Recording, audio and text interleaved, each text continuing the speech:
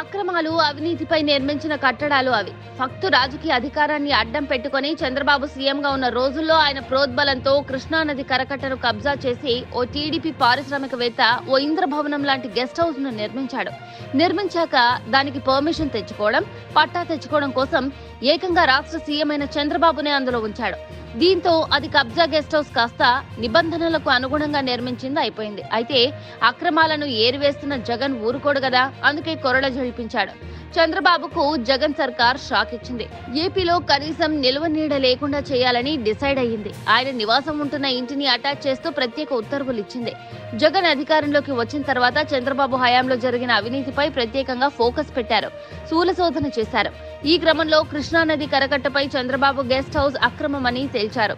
దాన్ని తొలగించేందుకు పూనుకున్నారు. అయితే అది సాధ్యం కాదని, నిబంధనలకు విరుద్ధమని తెలిసి సైలెంట్ గా ఉండిపోయారు. ఇప్పుడు క్రిమినల్ లా అమెండ్మెంట్ 1944 చట్టం ప్రకారం అటాచ్ ఉత్తర్వులు జారీ చేశారు.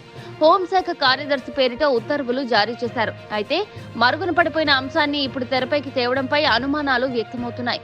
వాస్తవానికి గెస్ట్ హౌస్ చంద్రబాబుది కాదు, పారిశ్రామికవేత్త లింగమనేనిది. ఇప్పుడు అటాచ్ పేరుతో చంద్రబాబును ఆ ఇంట్లోకి ప్రవేశించకుండా అడ్డుకునేందుకు అవకాశం ఉంది.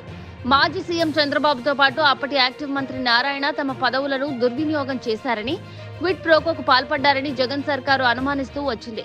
CRDA master plan, inner ring road alignment లో అవకతవకలకు పాల్పడి బదులుగా కరకట్టపై లింగమనేని గెస్ట్ హౌస్ పొందారని అభియోగం మోపారు. చట్టాలు, కేంద్ర విజిలెన్స్ కమిషన్ మార్గదర్శకాలను, సాధారణ ఆర్థిక నియమాలను పూర్తిగా ఉల్లంఘించారని కారణాలు చూపారు. ఇప్పుడు ఏకంగా స్థానిక జడ్జికి సమాచారం ఇస్తూ కరకట్టపై లింగమనేని గెస్ట్ హౌస్ అటాచ్ చేస్తూ ఉత్తర్వులు ఇవ్వడం ఆందోళన కలిగిస్తోంది. అయితే దీనిపై టీడీపీ శ్రేణులు బిత్తరపోతున్నారు.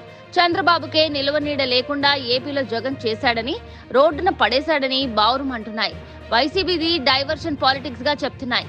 ఈ రోజుతో లోకేష్ యువగళం పాదయాత్ర 100 రోజులకు చేరుకుంటుంది. దీన్ని పండుగగా నిర్వహించాలని టీడీపీ భావిస్తోంది. ఈ తరుణంలో చంద్రబాబు నివాసం లేకుండా చేసి జగన్ షాక్ ఇచ్చారు.